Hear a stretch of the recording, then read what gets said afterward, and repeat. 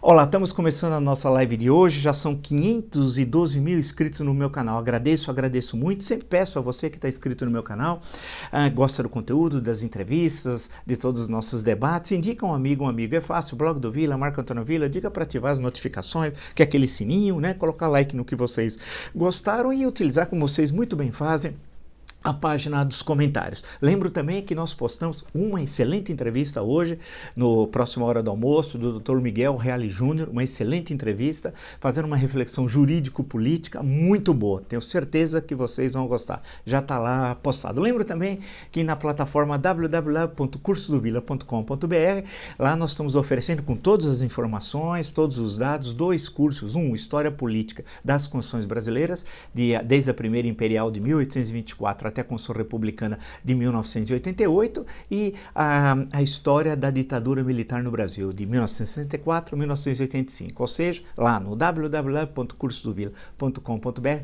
tem todas as informações. Vamos lá, o grande assunto de ontem e de hoje é a questão do Paulo Guedes, né? O Paulo Guedes está desembarcando do governo, isso é nítido, alguém que deu a declaração como ele ontem à noite, e gozado, hein? Ele deu uma declaração na hora que eu estava fazendo a live, eu estava dizendo que ia ter uma debandada, e teve, acertei, sem saber, porque quando eu cheguei no Jornal da Cultura, era uma das notícias, foi nesse ato entre a live e o Jornal da Cultura que foram divulgadas aquelas declarações do Paulo Guedes, dizendo, tá vendo a expressão duríssima, tá vendo uma debandada na minha equipe. Está vendo uma debandada, é que ele tá louco para debandar também no Ministério da Economia. Vocês se recordam que aqui nesse espaço, nós várias vezes comentamos que o Paulo Guedes, ele acumulou o Ministério da Fazenda, Planejamento e Indústria e Comércio no Ministério só, o Ministério da Economia. Fez uma fusão semelhante à que Zélia Cardoso de Mello fez em 1990 no governo Collor. Da mesma forma, e virou um super ministro.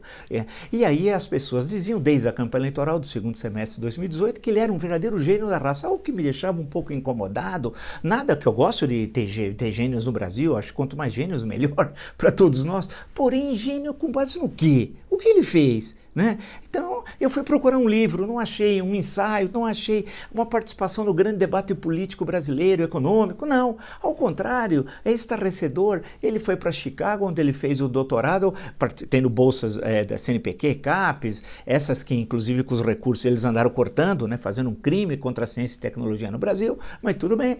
Viajou, tal, voltou, ao invés de voltar ao Brasil e participar, como outros, todos pesquisadores, dando aula, participando do debate intenso econômico à época, não, ele optou por ir para o Chile, do Pinochet, da ditadura Pinochet. Ele disse que lá era melhor porque aqueles não estavam adaptados ao debate. Imagina que debate, entre aspas, poderia haver em plena ditadura sanguinária e assassina de Augusto Pinochet. Então só isso já demonstrava que ele é um embuste, né? É um falastrão. Eu sempre fui mostrando, não conhecia a macroeconomia, não conhecia a história econômica do Brasil, as grandes questões de teoria econômica do Brasil, não conhecia a macroeconomia, mas alguém vai dizer assim, mas ele ganhou dinheiro, e daí? Ganhou dinheiro no mercado financeiro. E quem está no mercado financeiro necessariamente entende de economia?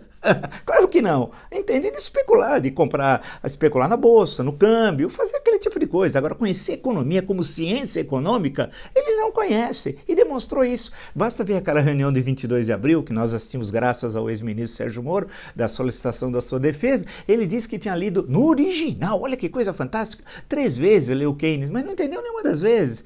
Porque ele nem sabe quais são as ideias do Keynes, da teoria geral, o significado disso nos anos 30, e depois na história de vários países, especialmente no pós-Segunda Guerra Mundial. Mas não tem nenhum entendimento dessas questões, mas posava de gênio. E é no Brasil assim, na verdade uma herança lusitana. Eu sempre fiz referência ao Eça de Queiroz e ao célebre personagem Pacheco, e está na correspondência de Fradique Mendes. Eu aqui tenho a obra completa em 2 volumes do Eça de Queiroz, e aqui está entre as páginas, é um conto curto, 141, 145, e o imenso talento do Pacheco e tal. E a gozação com o Eça de Queiroz fala que ele era um medíocre, né? Tinha dito 5, 6 frases ao longo da vida, desde quando era estudante em Coimbra, e terminou a vida primeiro-ministro de Portugal. Quando morreu, o país inteiro chorou, e ainda colocaram no túmulo dele, lá no mausoléu, por sugestão do conselheiro Acácio, célebre personagem do Primo Basílio, né? Uma escultura escultura esculpida uma figura de Portugal chorando o gênio, né? E o Eça de Queiroz, um crítico devastador de Portugal. Basta ler no próprio Primo Basílio as críticas que ele faz a Portugal e da sua geração, que é a geração de 1870, né?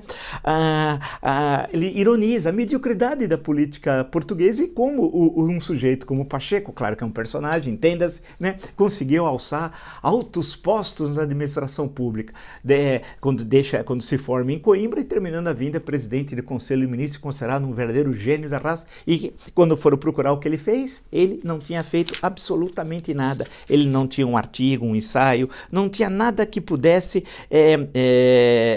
ter como referência que falasse assim, olha, esse daí produziu alguma coisa na vida. É o Paulo Guedes, né? O Pacheco era um personagem no início dos anos 1900 aqui no Brasil, muito conhecido, muito falado, porque o Eça de Queiroz era mais popular aqui nessa época do que em Portugal, né? E muita gente esqueceu do Pacheco. Peguei o personagem Pacheco e identificava justamente no Paulo Guedes, mostrando suas absolutas limitações que ele não sabia nada, e mostrou no exercício do governo. O ano passado, 2019, sem coronavírus, com a economia internacional caminhando bem, ele disse que o Brasil cresceria 2,5, cresceu 1,1.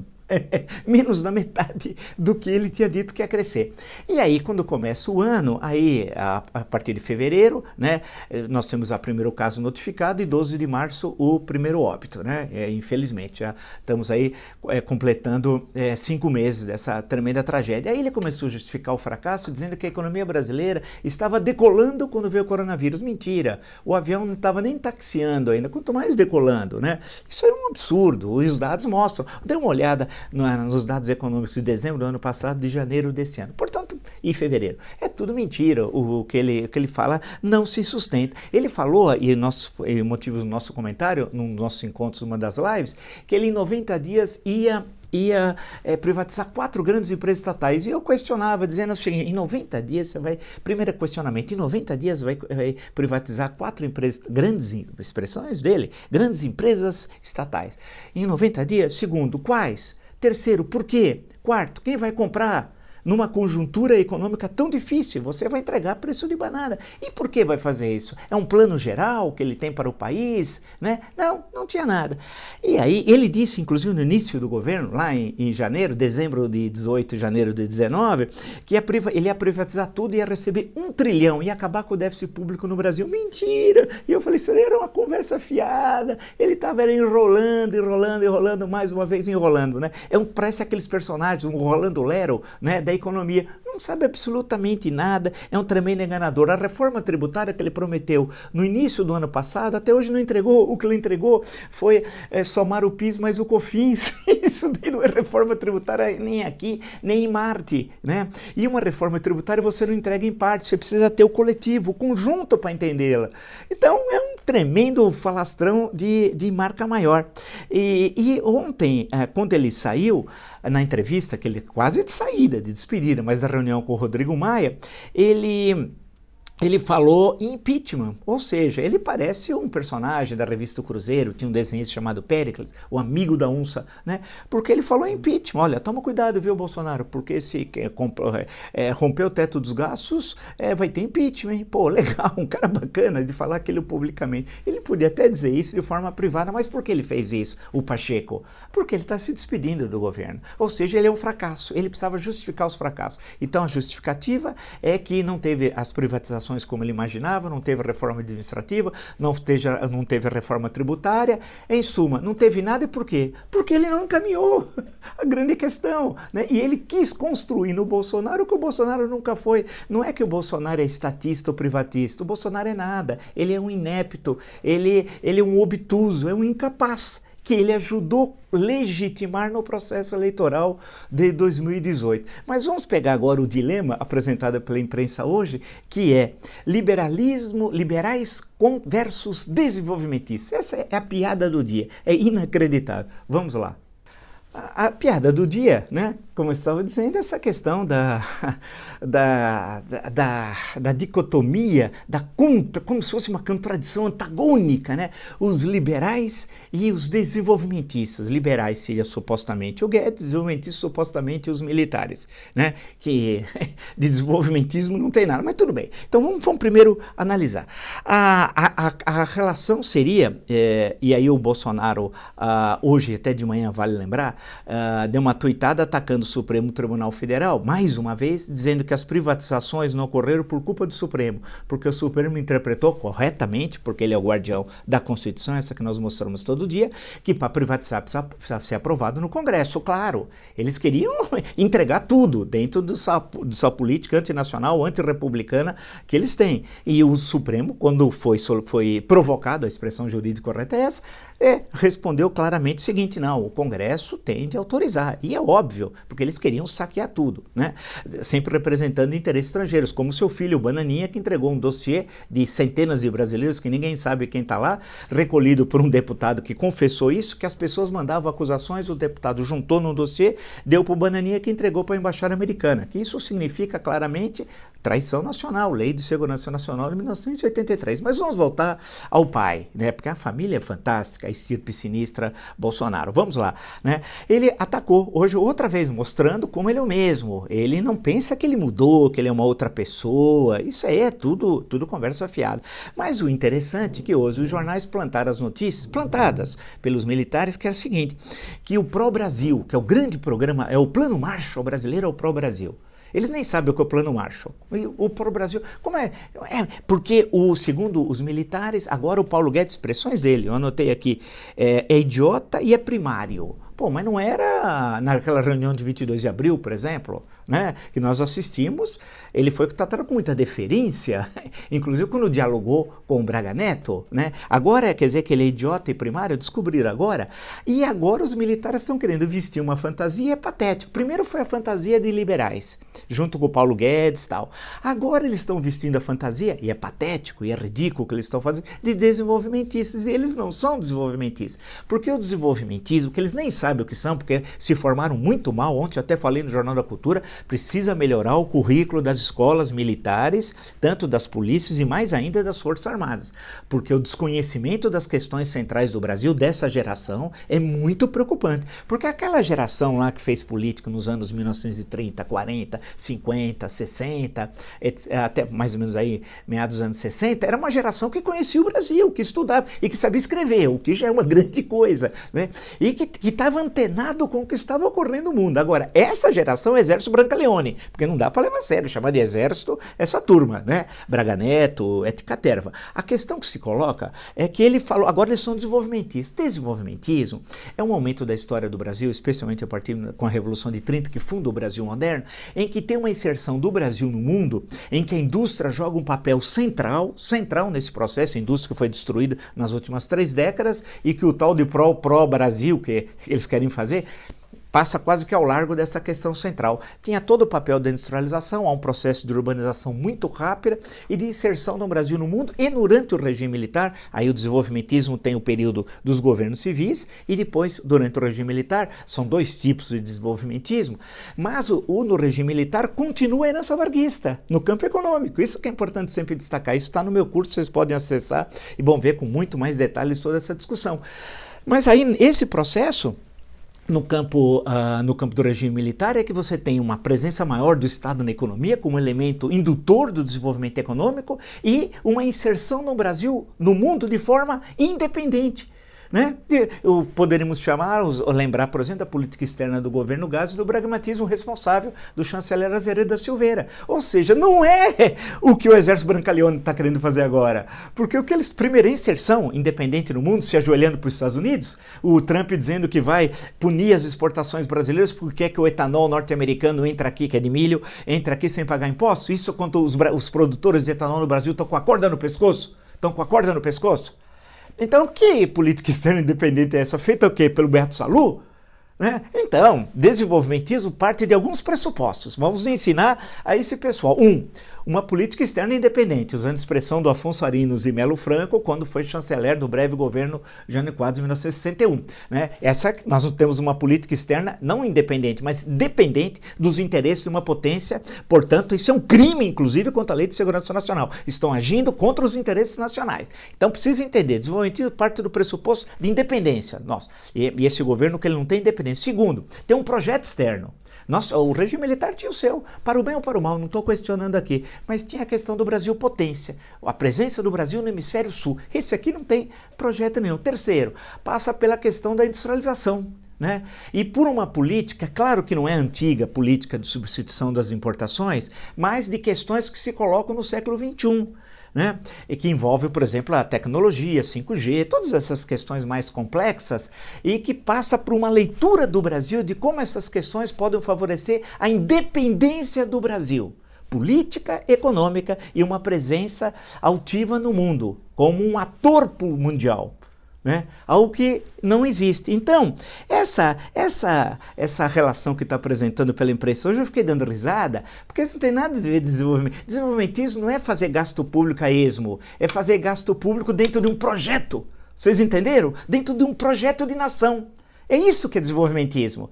Né? Isso foi no governo Vargas, foi no governo JK, foi durante o regime militar, com diferenças e momentos históricos distintos, um antes da guerra, outro no pós-guerra e o outro no momento mais intenso da Guerra Fria, né? Estou me referindo especificamente ao regime militar, basta lembrar os anos 1960, a Guerra do Vietnã e etc. Então, ao qualificar a discussão, não pode ser garganta de aluguel das brigas que ocorrem dentro do Palácio do Planalto. Tem de ter uma reflexão, porque essas análises elas não duram um dia. Há 2 dias atrás, o Guedes estava fortíssimo, segundo umas leituras que eu fiz muito rápidas aqui, que o Guedes era isso e que o Bolsonaro já estava pensando na reeleição. Como é possível pensar na reeleição se teremos a maior queda do PIB da história? 6, 7, 8 ou 9% negativo. Como é possível dizer isso quando por PIB por habitante nós teremos agora, vamos fechar 2020 com PIB por habitante que joga o Brasil para 12 anos atrás, para 2008. Para 12 anos, nós demos um grande salto para trás, quando as nossas importações estão encontrando problema. O déficit público explodiu. Ah, mas tem o auxílio emergencial. Meu caro, esse auxílio é de curtíssima duração, as contas públicas estão estouradas. É necessário ter uma reforma tributária séria para que comece, não só isso resolve o problema das contas públicas, mas gastos feitos de forma correta e projeto para o país. Um grande projeto. Não é um conjunto de ações do governo e que lembra a Dilma. Nada mais Dilma do que o Braga Neto, porque o pró-Brasil é um PAC piorado. É o PAC. Aquele PAC, primeiro no segundo governo Lula e depois no governo Dilma. Você junta obras do governo e dá um nome, né? E dá um nome de plano, como era o plano de aceleração de crescimento, ou pró-Brasil. Isso é piada, isso não é planejamento. Vocês precisam entender, o Ministério do Planejamento, primeira coisa, nasceu em 1963. Eu creio que nem vocês sabem quem foi o primeiro ministro do Planejamento, foi o Celso Furtado. Então leiam o Celso Furtado, que fez agora 100 anos do seu nascimento, né?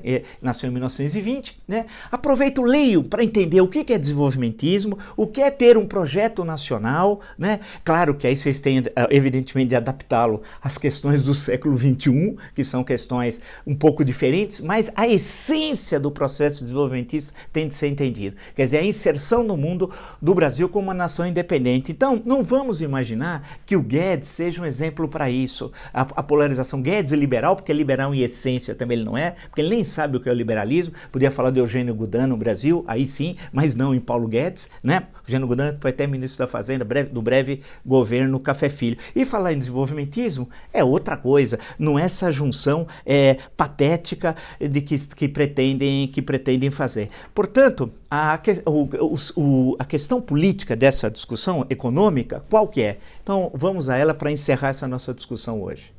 O que muitas vezes nós falamos nos nossos encontros é que o governo caminhava para uma crise desse tipo. O governo acabou, saiu o Sérgio Moro, 24 de abril, e está saindo o Paulo Guedes. Só que as saídas são diferentes. O Sérgio Moro saiu, vamos chamar assim, meio que por cima, porque estava pressionado para fazer ações antirrepublicanas, que seria entregar a superintendência da Polícia Federal no Rio de Janeiro para a família Bolsonaro. né? Lembra, o Bolsonaro disse, você tem 27 superintendentes, só quero uma. E por que ele queria do Rio? Foi comprovado, né?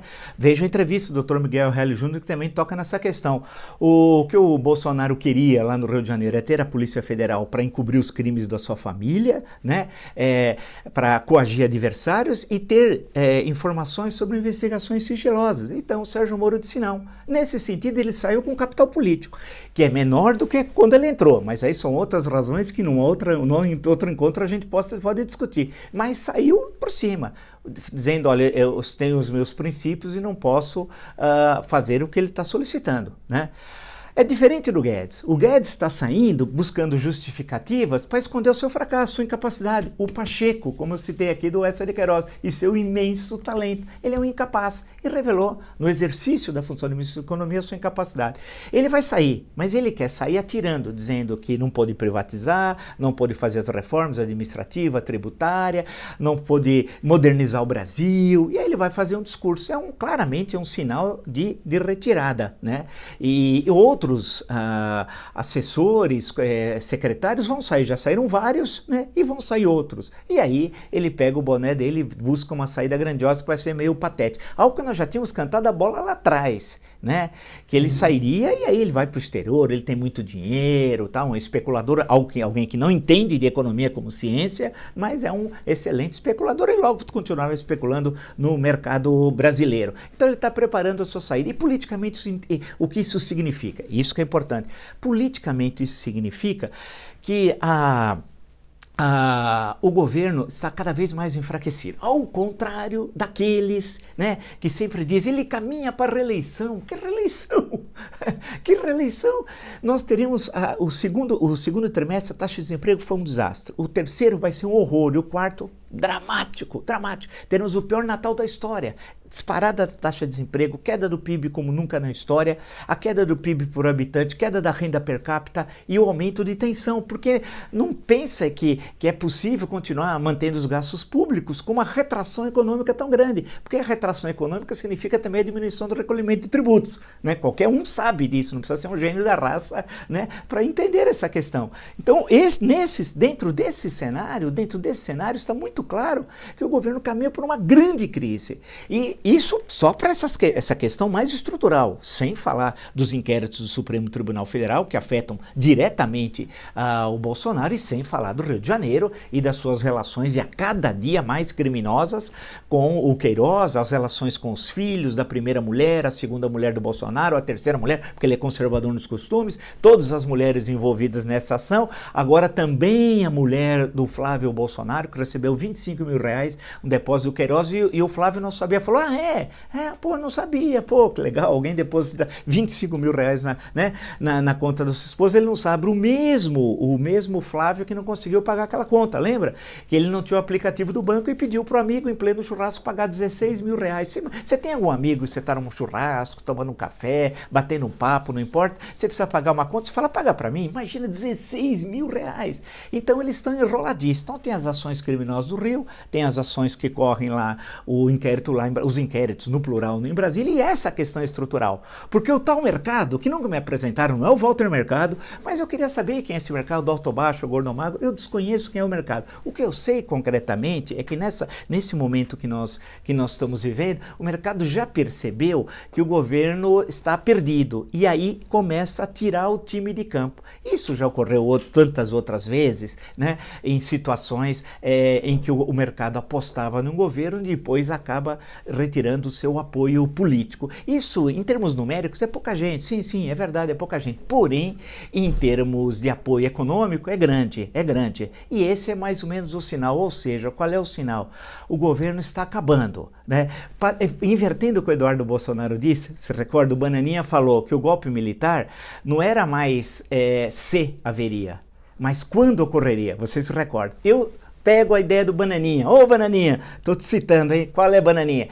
A crise terminal do governo Bolsonaro não é se vai haver. Isso está certo que ela ocorrerá. Mas quando? e tudo indica que vai ser muito mais cedo do que imagina as vãs interpretações que não se sustentam 2 dias que a gente encontra no debate político no Brasil. Se você gostou dessa live, de tantas outras lives do meu canal e das entrevistas, assista do Dr. Realo Júnior, uma excelente entrevista, vocês vão gostar. E já está inscrito, são 512 mil, dê um toque, né? Se inscreva no meu canal. Avise um amigo de vocês, é fácil, o blog do Vila, Marco Antônio Vila, fala para ativar as notificações, que é o sininho, coloca like que vocês gostarem e utilizar como vocês bem utilizam a página dos comentários. Lembro também que vocês têm na plataforma www.cursodovila.com.br, lá vocês encontrarão as informações dos 2 cursos que nós estamos oferecendo: História Política das Constituições Brasileiras e História da Ditadura Militar no Brasil. Nos encontramos amanhã. Até!